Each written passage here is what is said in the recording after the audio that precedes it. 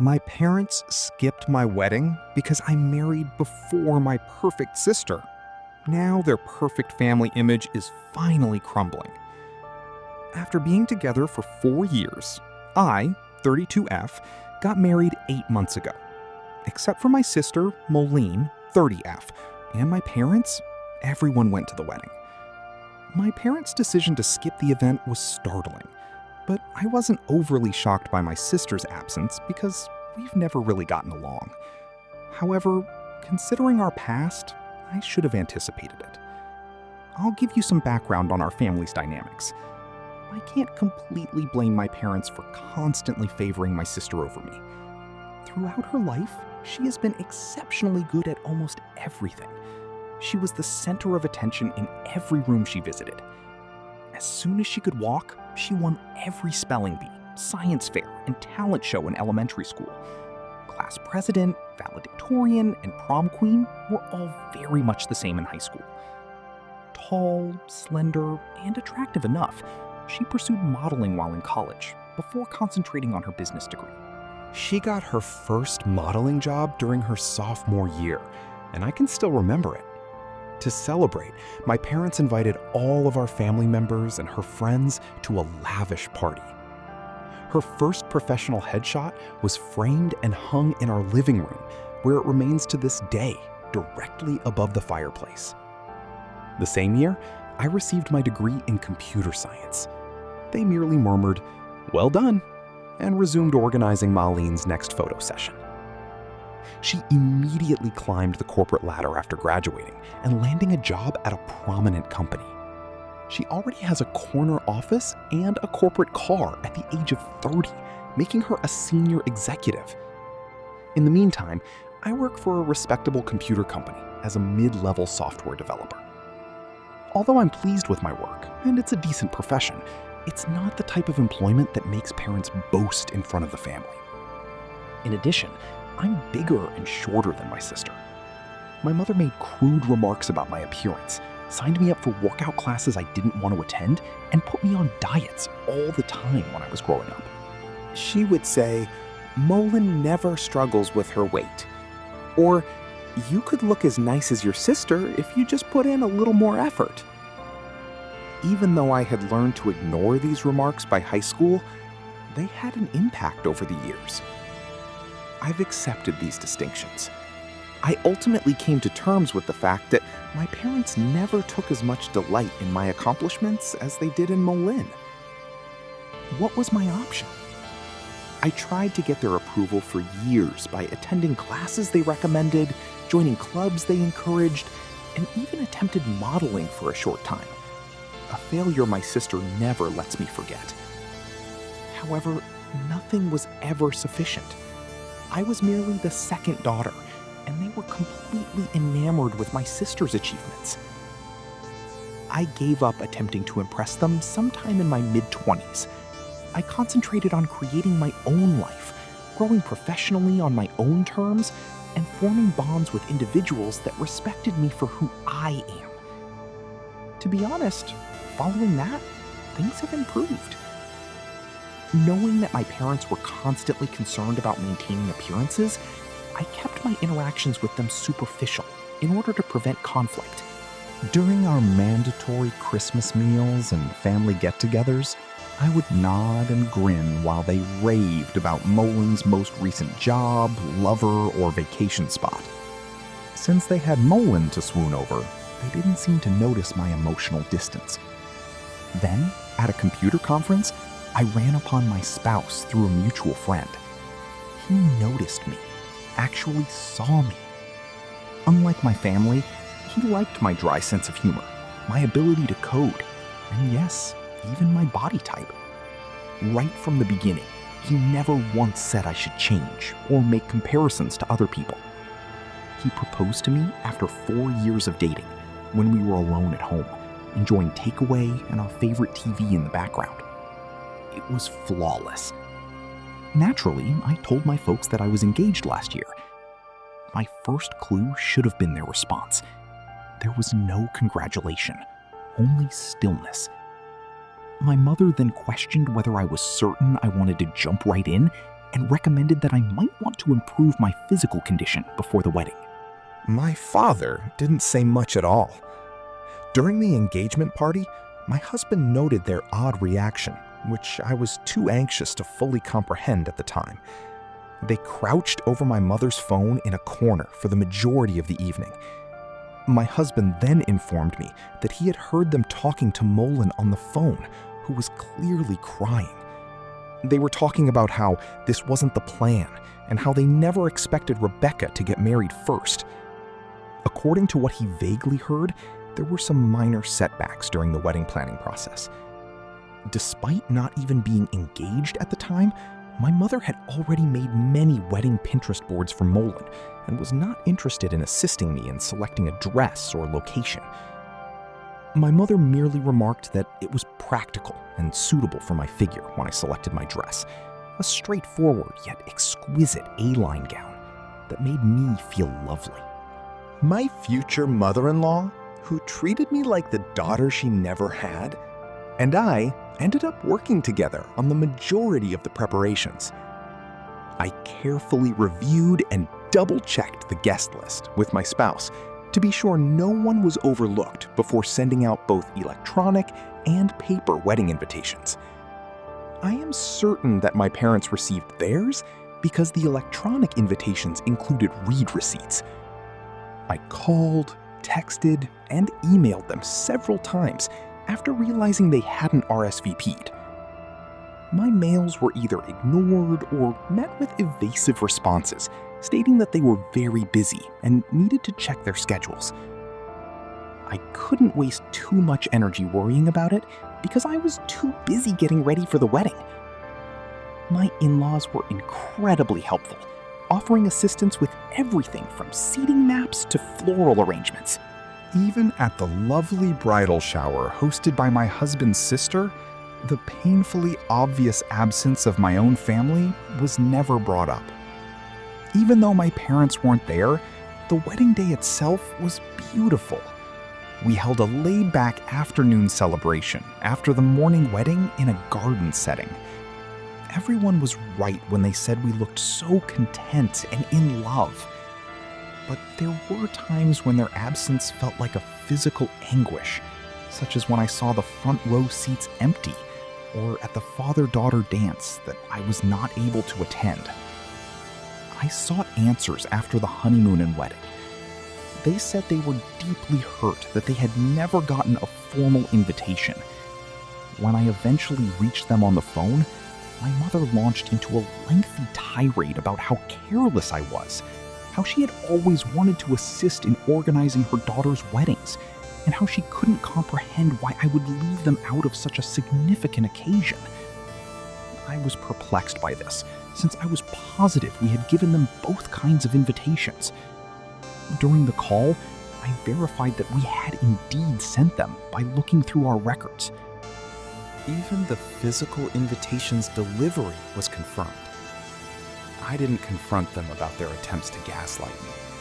I just said I was sorry for the error and hung up. Later, my husband brought up a number of incidents that demonstrated their true intentions, such as the way they appeared surprised rather than delighted when we told them we were engaged, or the way they continued coming up with reasons not to assist with the wedding planning. Because he didn't want to add to my anxiety during the wedding planning process, he hadn't brought up these findings earlier. But in retrospect, the pattern was clear. The idea that I, the less successful daughter, was getting married before their beloved Mylène was too much for them to bear. Their demeanor simply served to validate what I had always suspected, but had resisted, that I would never be able to compete with my sister in their eyes. The most depressing thing was learning that even my wedding day, which ought to have been a celebration of love and fresh starts, turned into yet another front in their never-ending war to preserve their ideal family image with Mylène at its core. Molin recently got engaged to someone she's been dating for a year, according to family members I spoke with in family group conversations that I don't participate in. My parents openly expressed their excitement about organizing an elaborate wedding for her, They are already boasting about securing upscale locations and luxury gowns, and my mother is taking Molin to private fittings at upscale stores. All the mother-daughter time I was not allowed. It's intriguing that a large number of our family are suddenly refusing to go to Molin's wedding and engagement party. My parents' actions at my wedding apparently became a topic of conversation in the family. I just tell my family members what I think is real when they inquire as to why my parents didn't attend my wedding. They couldn't bear it when I married before their beloved daughter. I present the facts as I perceive them, without embellishment or an attempt to win sympathy. My parents got in touch with me a few days ago and accused me of purposefully attempting to spoil Molin's wedding. According to their claims, the relatives they have spoken to are using reasons to avoid going to any of her wedding-related festivities. My cousin, to whom my sister vented, informed her that people are reluctant to come because they have heard about my parents' treatment of me. My parents claim that because I'm envious of my sister's impending lavish wedding, I'm spreading false stories. The problem is that I'm only telling folks the truth about what happened. Perhaps they should consider their conduct instead of blaming me for the results. If the truth makes them appear terrible, as things continue to change, I'm finding it harder and harder to keep up the appearance of a relationship with my parents. Their behavior during my wedding finally made it clear to me that I would never be sufficient for them, regardless of what I did. Their absence at my wedding is no longer the most difficult aspect. It's coming to terms with the fact that I never had the kind, encouraging parents I always desired. I'm concentrating on creating a life with someone who genuinely appreciates me for who I am right now. But I'll keep you updated if anything important changes. First update. Since my last post, which was 2 weeks ago, a lot has transpired.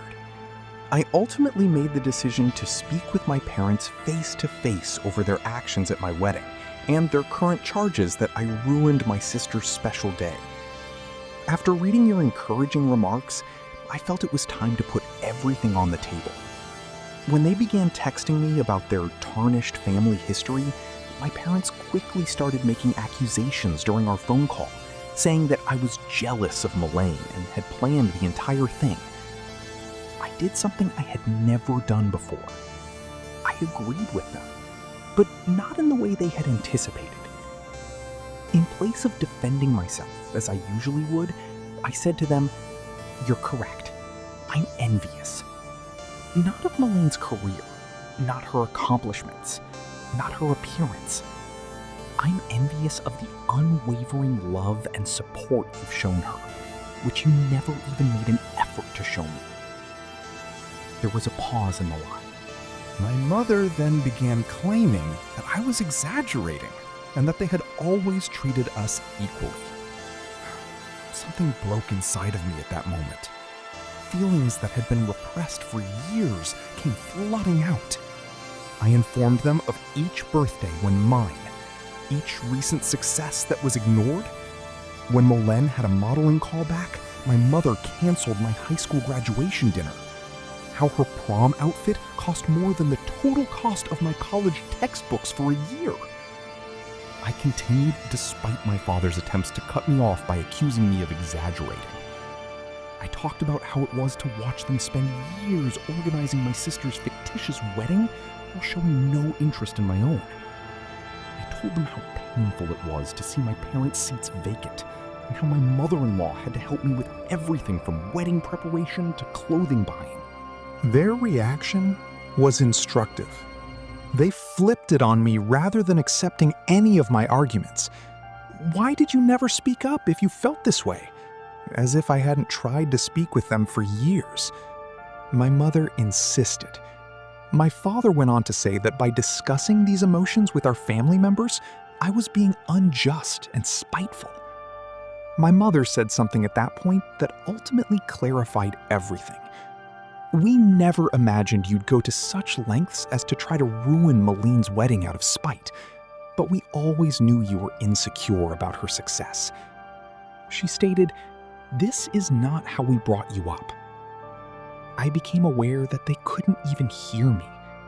They believed that their behavior and my emotions had nothing to do with the entire circumstance.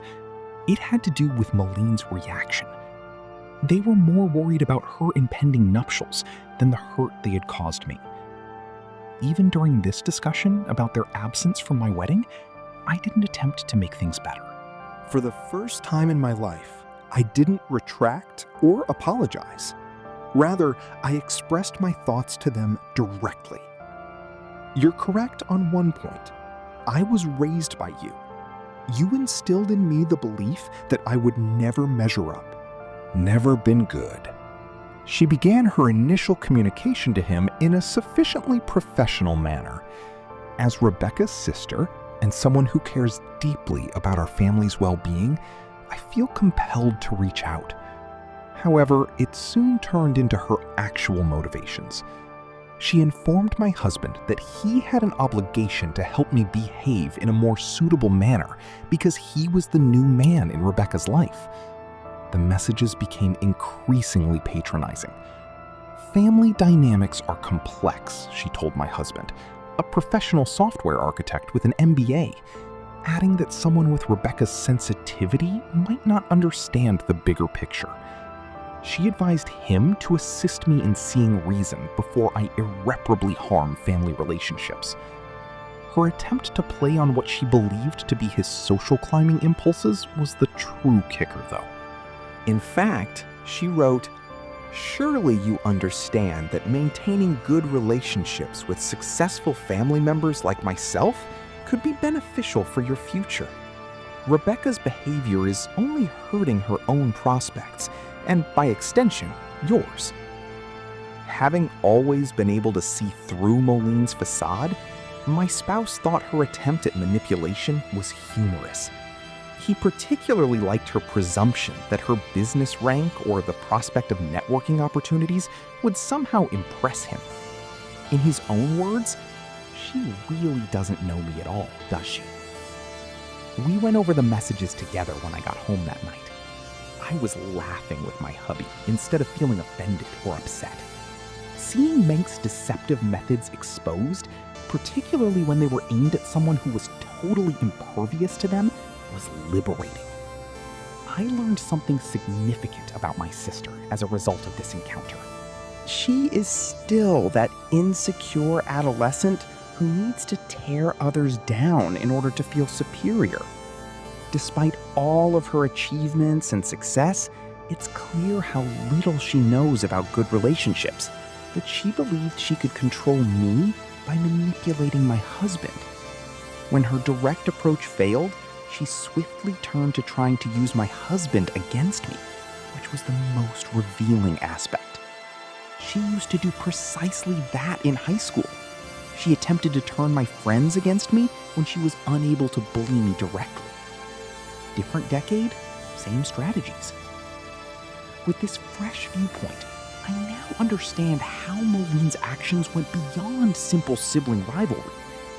Throughout our early years, she made a concerted effort to keep her status as the favorite child, always telling our parents and me how much better she was. She had to overshadow whatever I accomplished. She had to point out my shortcomings to everyone I made friends with. My response to her games is different now. Her messages would have caused me to fall into self-doubt 10 years ago. I would have been upset and hurt 5 years ago. Today, simply put, I'm sick of the drama and find her blatant attempts at manipulation amusing. My husband's response was ideal. Rather than becoming embroiled in her drama, he merely responded, "Thank you for your concern about Rebecca's well-being. As her husband, I'm focused on supporting her happiness, not managing her behavior. I think it's best if you direct any future concerns to Rebecca directly. Have a nice day." Moline sent one last message after not receiving the desired response. "I see she's poisoned you against the family too. Don't say I didn't try to help when this all blows up in your faces." Ironically, Moline's attempt to assist has further strengthened my resolve to keep my distance from the destructive dynamics of my family. Nothing has changed, as evidenced by her messages to my spouse. She is still the same cunning individual who feels the need to dictate every story and who perceives any departure from her ideal family script as a danger. Knowing that her attempts at persuasion were so totally unsuccessful is perhaps the most pleasant aspect of the entire incident. She succeeded in bringing my spouse and I closer together rather than causing us to drift apart. Totally unconcerned by her fears of social repercussions, we joked about her texts and planned a weekend trip during the evening. I've come to understand that true family isn't about upholding facades or dictating stories. It's about standing together, laughing together, and supporting one another when someone tries to manipulate you, even your own sister. I'm more certain than ever that I'd be better off keeping a safe distance from Molin wedding drama. Instead of getting sucked into my family's never-ending power struggles, my husband and I have made the decision to concentrate on creating our own happiness. Success is said to be the best form of retaliation, but I'm coming to realize that real success isn't about impressing people. It's about accepting your decisions and surrounding yourself with individuals that encourage rather than impede your own development. I feel more successful than ever by that metric. Third update. After my sister's unsuccessful attempt to control my husband 2 weeks ago, things have taken unanticipated turns. The situation is becoming worse, despite my parents' desperate attempts to repair their reputation. I found out through family ties that my parents have been on a mad quest to correct the narrative. They've been phoning each relative separately and accusing me of spreading vile tales because I'm envious of Moline's ideal wedding. They claim that I'm just resentful since her wedding will be far more sophisticated and gorgeous than mine was. According to their most recent tale, I purposefully left them out of my wedding so I could act like the victim. It's funny that they still reside in the same home they've owned for 30 years and have the same email addresses since the invention of email. But they're saying I sent their invitation to an old email address and an old physical address. The good news is that their attempts to limit the harm are failing miserably. Our family members don't believe it. Actually, a number of family members have shared their personal accounts of my parents' history of partiality. According to one aunt, my mother had previously engaged in similar antics at family weddings in an effort to guarantee that Moline was the life of the party. The way my extended family has reacted to my parents' manipulation is the most fulfilling development. Important family members, some of whom were expected to have significant parts in the event, have stopped supporting Moline's wedding. They may no longer have access to the exclusive location they were able to get through family ties. Even a family friend's luxury garment business has unexpectedly experienced scheduling conflicts. At a family get-together last weekend, things reached a breaking point. It seems that when someone naively inquired about my wedding pictures, my mother became upset, out of jealousy. She started a defensive tirade about how I had changed after getting married and was attempting to destroy the family. Her tantrum backfired, stunning a number of relatives who were unaware of the circumstances and further harming their well-maintained reputation. It's especially ironic that my parents' frantic efforts to maintain their ideal family facade are the reason it's falling apart. Each time they attempt to justify their absence from my wedding, they wind up disclosing more about who they really are. People are becoming more aware of their deception the more they attempt to portray me as the bad guy. Family members are now picking sides after previously remaining impartial. Recently, even my father's brother, who had always kept silent to maintain harmony, apologized for not speaking up sooner about how they treated me. He has made the decision not to go to any of Mel's wedding-related festivities with his family. I don't have to answer any of this explicitly, so I haven't. The truth is taking care of everything for me. Malene and my parents always wind up revealing more of their destructive conduct when they attempt to twist the tale.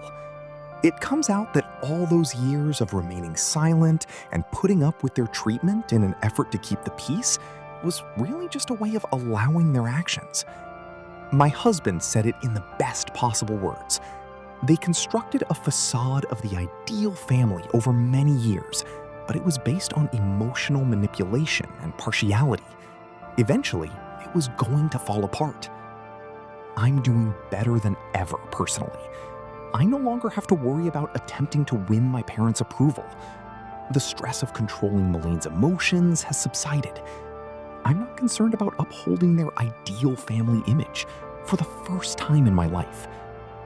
Sometimes the best retaliation is just letting the truth speak for itself rather than taking action. I'm grateful to Reddit for giving me the courage to advocate for myself. You have no idea how much your guidance and encouragement have meant to me along this path.